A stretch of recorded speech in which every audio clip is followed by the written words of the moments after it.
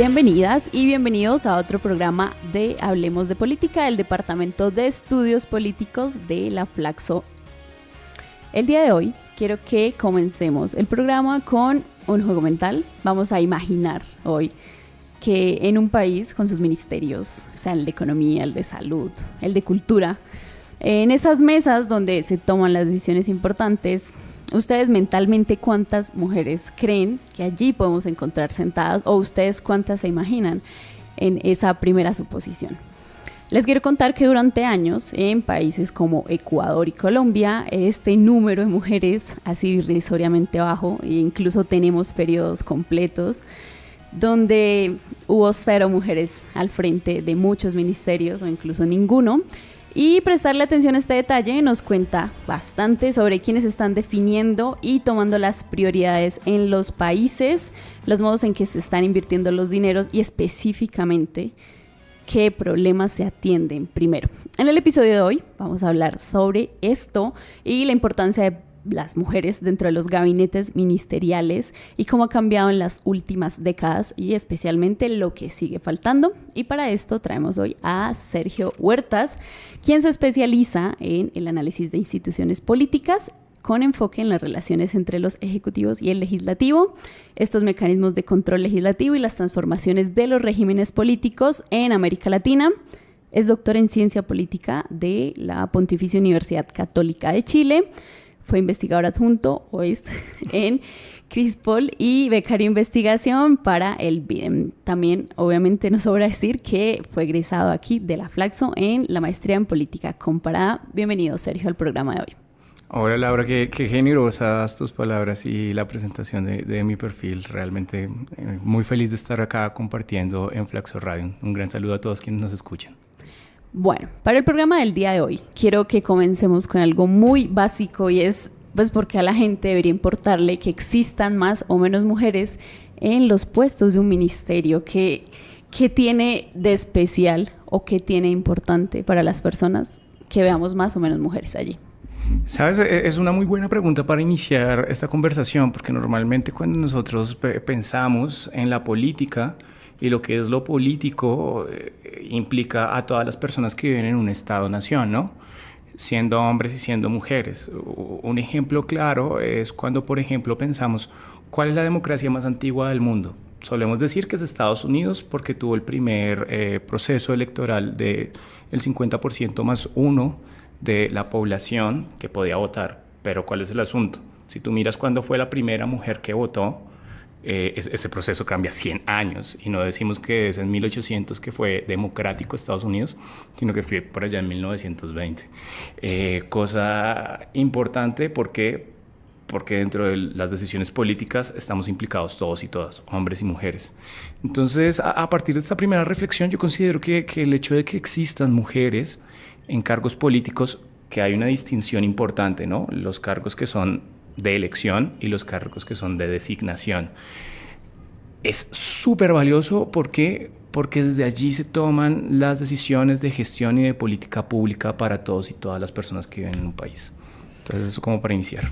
Perfecto. Justamente con eso, ya que en nuestros países llegó en los cargos de elección popular estas obligatoriedades para que las mujeres tengan que estar sí o sí dentro de los listados de manera obligatoria como cuotas, pero aún así siguen siendo bajos estos índices. ¿Qué distinto tiene efectivamente que estén en una posición del Ejecutivo y no quizá dentro de estos cargos de representación que estamos acostumbrados a ver la obligatoriedad de las mujeres? ¿Qué cambia a que estén en un ministerio y no en otros puestos del Ejecutivo quizá a nivel subnacional más bajo?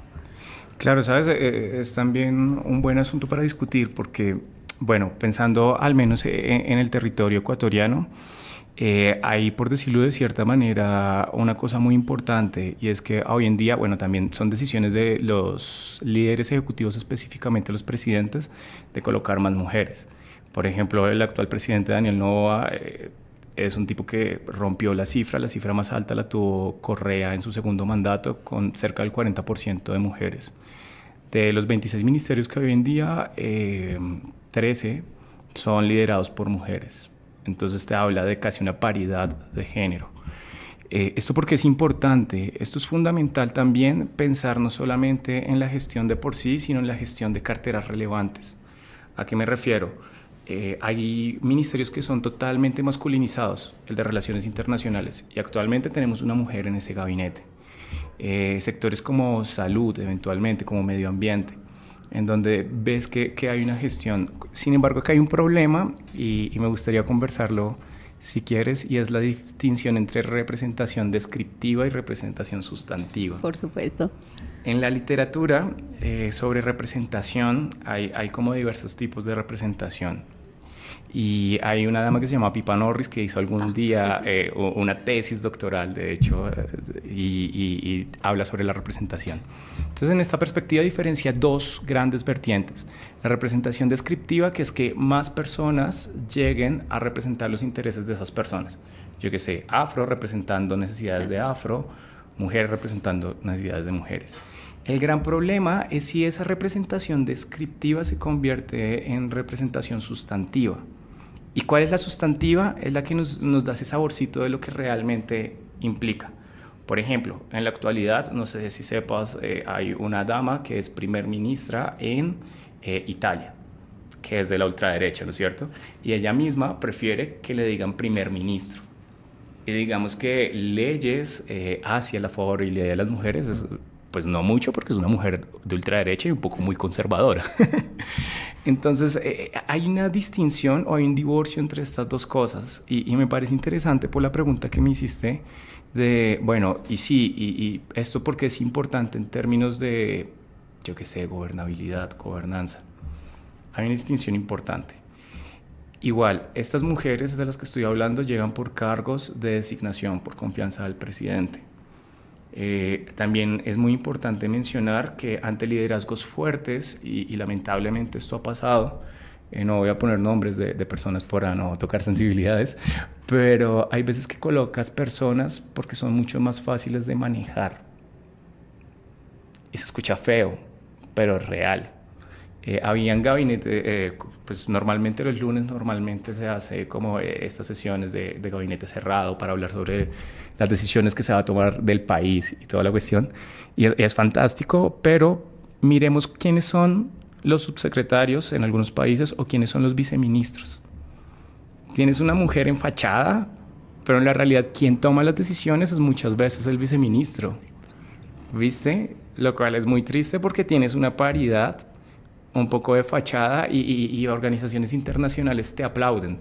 Yo qué sé, cuando Noboa empezó, aplaudieron el hecho de que empezara con un gabinete ministerial parejo. ¿Por qué? Porque es muy bueno para la región. Te das cuenta de que, y además de que estás colocando mujeres en cargos importantes como lo acaba de nombrar.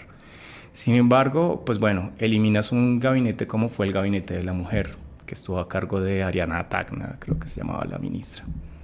Ok, y con base en este sentido, quisiera saber cómo, o si usted nos puede dar como un proceso historiográfico un poco de cómo ha evolucionado esto en Latinoamérica. Es bastante interesante también observarlo, porque la mayoría de gabinetes hoy efectivamente ya tienen no solo un número en paridad, sino también sobrepasan ese 50%, pero me encantaría saberlo a nivel historiográfico.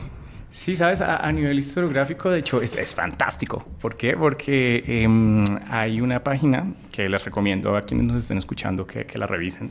Se llama ONU Mujeres. Y allí hacen como un recorrido de las mujeres y también te hace un recorrido de no solamente las mujeres en cargos ministeriales, sino también las que han llegado a ser la máxima designación ejecutiva, que es ser primera ministra o ser presidenta.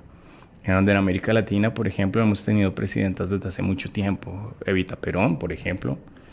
Yo qué sé, Laura Chinchilla. Bachelet en Chile. Dilma Rousseff, que bueno, la sacaron, pero ahí está, llegó. Se entiende. Entonces, el asunto, bueno, Cristina Fernández de Kirchner, entre otras, ha sido un proceso que es bien interesante, ¿no? No solamente han llegado mujeres a cargos ministeriales, sino también a las máximas magistraturas.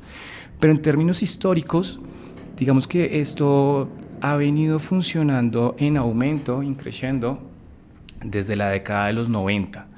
¿Por qué? Porque en la década de los 90, y esto es muy importante decírselo a quienes nos están escuchando, Los factores institucionales importan. ¿En qué sentido? Se empiezan a dar ratificaciones de tratados internacionales de inclusión hacia la mujer. Entonces hay diversos tratados internacionales que se empiezan a firmar y se empieza a generar la obligatoriedad de que dentro del sistema político existan escaños reservados o existan al menos leyes de cuotas a nivel de la papeleta electoral cuando tú vas y votas. Entonces esto influencia en que se genere un mayor aumento de mujeres. Otra cosa importante en términos históricos tiene que ver con la población económicamente activa. Si te das cuenta desde los 90 y bueno, es decir, obviamente tiene sus trade-off. Yo qué sé, si tú miras la tasa de natalidad y la corres con los puestos de mujeres en cargos directivos, CEOs, en empresas privadas o en cargos políticos, vas a ver que es una relación inversamente proporcional. A medida que las mujeres tienen más poder, empieza a bajar la tasa de natalidad. Eso también porque, pues bueno, empezamos a privilegiar las carreras políticas de las mujeres. Pero en el caso ecuatoriano, yo qué sé, no es apático de esta historia, un poco este recorrido que me pedías mencionar. Y desde Rol 2, ponte Rol 2, tuvo un 8% de mujeres en cargos ministeriales. Hubo presidentes que no tuvieron ninguna mujer, como fue Febres Cordero o como fue Borja. Pero bueno, ¿no? Hubo saltos bien interesantes, como por ejemplo, yo qué sé, en Alarcón, que tuviste casi un 15%, una cuarta parte de mujeres. Hasta el pico más alto, que lo que te decía era el segundo periodo de Correa del 2009 a 2013. Bueno, respecto a eso que es justamente esa investigación, quisiera que les cuente un poco cómo funciona este proceso de que efectivamente cuantas más mujeres estén dentro de los procesos económicos o activamente económicas, cómo influyen estos factores a que efectivamente sean ellas quienes también estén al menos sonando o terminen siendo designadas dentro de estos puestos o cargos. Buenísimo, sí, mira, digamos que los académicos han hablado de ciertas variables. Hay dos tipos de familias, por decirlo de cierta manera, que son las variables de oferta y demanda. Que esto funciona también para la ideología. Por ejemplo, los líderes populistas de derecha, hay variables en donde la gente demanda o la gente oferta, los partidos políticos. Entonces, en clave de esto, las variables de oferta es, por ejemplo, bueno, si tienes más porcentaje de mujeres dentro del Congreso. Que, por ejemplo, hoy en día en la Asamblea Ecuatoriana, de las 151 asambleístas que pueden existir, tenemos 68. Entonces tenemos también un número increíblemente alto de mujeres dentro del Congreso. Y eso se supone que se correlaciona positivamente con ver más mujeres dentro de cargos de designación, no de elección.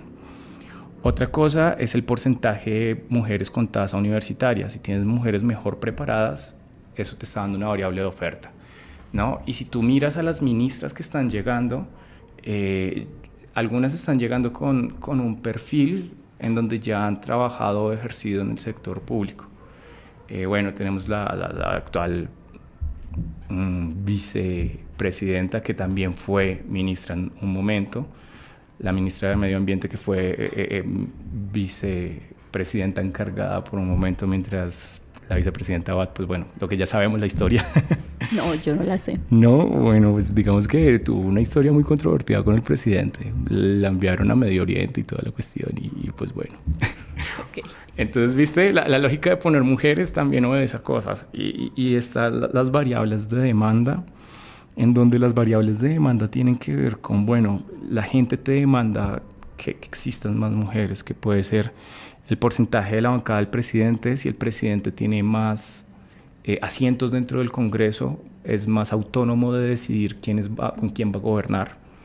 O, por ejemplo, la variable de difusión. Si ya hay países que están colocando más mujeres, pues tú también te sientes como un poquito ahorillado a colocar más mujeres. Como un fenómeno muy de vecindad, se me pega. Exactamente, se me pega, algo así. Ok, perfecto.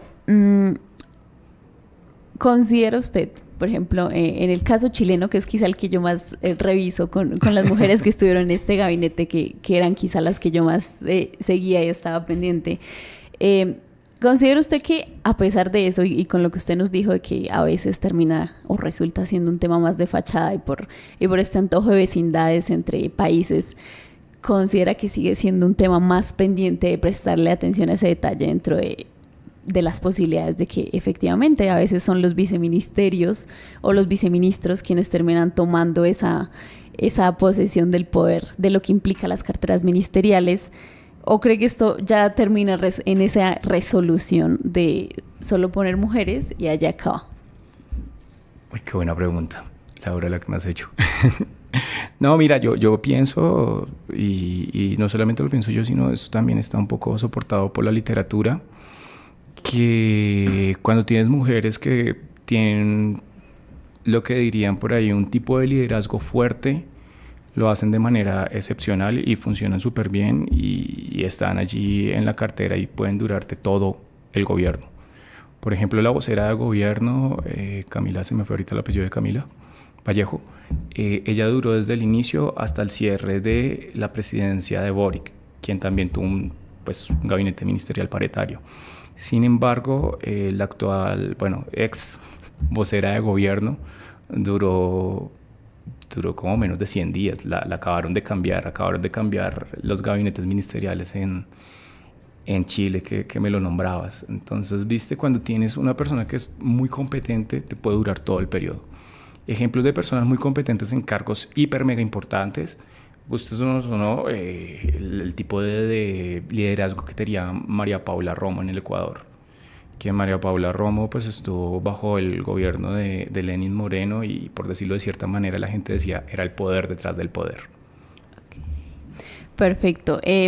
Yo quería que dentro del proceso o quizá de la realidad que usted quizás más ha tocado en la parte latinoamericana, nos explicase si dentro de esas posturas o esas posibilidades de designación que tiene el mandatario, porque al final termina siendo eso, es la designación de él, nos explique un poquito más qué cosas o qué factores más hacia el lado de exclusión impiden que ellas de hecho sean designadas, más allá del proceso de formación universitaria o quizás de las bancadas. ¿Qué factores hacen que quizá ese presidente o presidenta elijan y digan esto no ha de ser? Porque uno esperaría quizá, o me lo supongo yo, que en el caso de cuando llegan muchas mujeres a los cargos más altos como primeras ministras o como presidentas, esos gabinetes ministeriales van a estar de la mano apoyadas de más mujeres. Oye, también qué buenas preguntas me estás haciendo. Bueno, mira, realmente la literatura ha sido muy enfática en colocar factores como, por ejemplo, la ideología. El asunto de la ideología es muy sencillo. Se supone que un presidente más tirado hacia la izquierda es un poco más progresista y, por lo tanto, pues va a colocar más mujeres en puestos ministeriales. Sin embargo, te boto un dato que no es menor. En Colombia, ¿sabes cuál ha sido el presidente que antes el actual presidente que tuvo más mujeres en gabinetes ministeriales? Fue Álvaro Uribe. Álvaro Uribe, un tipo de derecha abiertamente, y pues Petro es un tipo de izquierda que también tuvo un porcentaje importante de mujeres. De hecho, su vicepresidenta fue mujer y también tuvo carteras muy importantes a cargo de mujeres, ya terminando un poco su gobierno. Entonces el asunto es que ahí se cae esa explicación de si eres más de izquierda, más mujeres, si eres más de derecha, más mujeres, porque de derecha es Novoa, de derecha es Kass, y ¿cómo te explico que tiene mujeres en cargos importantes además? Hay otra explicación que es bastante disonante, por decirlo de cierta manera, y tiene que ver con el rol de los partidos políticos y las presiones cuando se hacen coaliciones. Se supone que en los países que dependes más de coaliciones es más difícil lograr que lleguen mujeres. ¿Por qué? Por liderazgos masculinos. Cuando, en Brasil, que es un país de coaliciones grande, tienes que definir eventualmente la torta, porque el presidente tiene que tener votos dentro del Congreso, te colocan más hombres. Entonces, eventualmente, cuando tienes más necesidad de generar coaliciones, dado que los liderazgos en los partidos políticos son más masculinos, eso es como una barrera de acceso, que se ve de manera más notable en parlamentarismos que en presidencialismos. Wow, increíble. Bueno, ya diríamos que hasta acá podemos ir terminando parte del programa. Nosotros siempre acostumbramos a darle al invitado esa posibilidad de esa posibilidad de la reflexión, una posibilidad un poco obligatoria. No tanto respecto al proceso en sí, sino también dentro de lo que nosotros a través de la academia realizamos, no solo a través de los estudios o las recomendaciones que damos, sino también dentro de los procesos de reflexión que son importantes que se generen y que las personas tengan en cuenta. En nuestro caso, que fue comenzar con la pregunta, pues porque es importante analizar si las mujeres están o no en estos gabinetes ministeriales. Entonces, para nosotros siempre es la necesidad de eso, de dejar esa reflexión que el invitado nos dé, no tanto por si el tema es álgido o no respecto al tema mismo en el contenido, sino también a nosotros a través de la academia haciendo parte de estos procesos y tomando quizás también no solo las recomendaciones, sino también las reflexiones que pueden llegarle a las personas que nos escuchan y a los oyentes que por lo general son los familiares o los amigos también de todos los que están detrás de los departamentos o de la Flaxo misma. Entonces, eso. Bueno, qué bonito espacio para reflexionar un poco sobre estos temas y realmente para quienes nos estén escuchando, porque pues también a veces nos escuchan estudiantes con ganas de hacer tesis y cosas así, tú me preguntaste algo muy interesante, Laura, que tenía que ver con, bueno, ¿y qué pasa en lo subnacional? En lo subnacional, digamos que casi no hay estudios de esto y es muy triste que no haya mucho estudio, por ejemplo, de qué factores afectan a que lleguen más mujeres a las alcaldías o a las prefecturas o gobernaciones, dependiendo del país. Acá es prefectura el cargo de elección. Solamente como para dejar un dato ahí en el aire, ponte en Ecuador, por ejemplo, a hoy día, de las 24 provincias que tienes, solamente tienes 7 prefectas. Eso te habla de, bueno, un 30%, es bastante bajo. Que son como las gobernadoras. Que son como las gobernadoras okay. En Colombia o en Perú o en otros países. Y por ejemplo, en las alcaldías, tienes una cantidad de alcaldías impresionantes acá, 221 cantones más o menos. De esos 221 tienes 42 mujeres. ¿Es bajo? Sí, es 19%. ¿En el 2014 estábamos peor? Sí, tenía solamente 16 alcaldesas para las elecciones. Entonces, la reflexión aquí es ver qué pasa también con estos cargos de designación a nivel más subnacional. ¿Por qué? Porque pues, también es importante que las mujeres lleguen desde lo local, porque desde lo local se hace política cotidiana y pues pueden haber mejores sinergias, ¿no? Entonces eso, como reflexionar sobre esto, la importancia de que todos podamos expresarnos políticamente y llegar a puestos políticos, tanto de designación como de elección. Bueno, y respecto a esa parte final, justamente en un programa anterior estuvimos conversando sobre la imposibilidad también de esas coaliciones, porque lo que implica que una mujer en los cargos subnacionales ingrese también a cargos de representación son las coaliciones políticas lideradas por los partidos, y allí también se ven coartadas porque muchas de las mujeres que realizan este liderazgo son más comunitarias. El ingreso al proceso burocrático y partidario implica que tengan que abandonar muchas de estas labores y se conviertan para ellas más en un tortuorio o un martirio antes que en ser partícipes quizás real de este proceso que implica un poco más de burocracia. Y sí, fíjate que sí, es decir, bueno, dentro de pocas semanas desde la Universidad San Francisco de Quito vamos a sacar un proyecto que se llama Ecuador Así Competimos, en donde analizamos básicamente pues cómo compiten a nivel subnacional a propósito de las elecciones locales que se avecinan en noviembre. Y nos percatamos que para el último proceso electoral, es muy loco, de yo que sé, 1.800 candidatos que habían, apenas 249, el 13% eran mujeres para participación en candidaturas de alcaldías.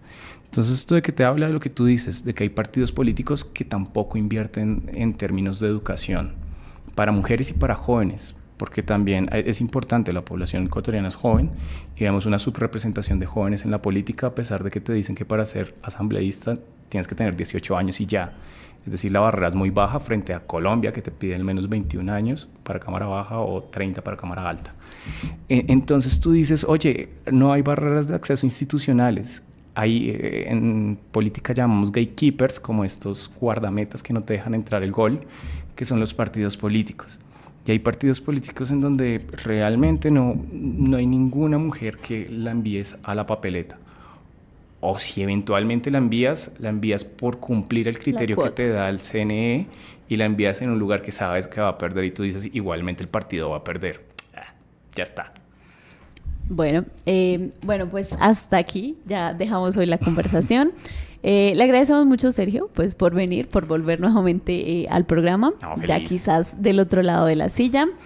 Le agradecemos a todas y a todos quienes nos están escuchando y que cada miércoles hacen parte de nuestra audiencia. Les recordamos que siguen abiertas las inscripciones para todos los programas de maestría de la Flaxo. Los esperamos dentro de 8 días nuevamente y con la misma hora nos sintonizan y nos vemos con Hablemos de Política.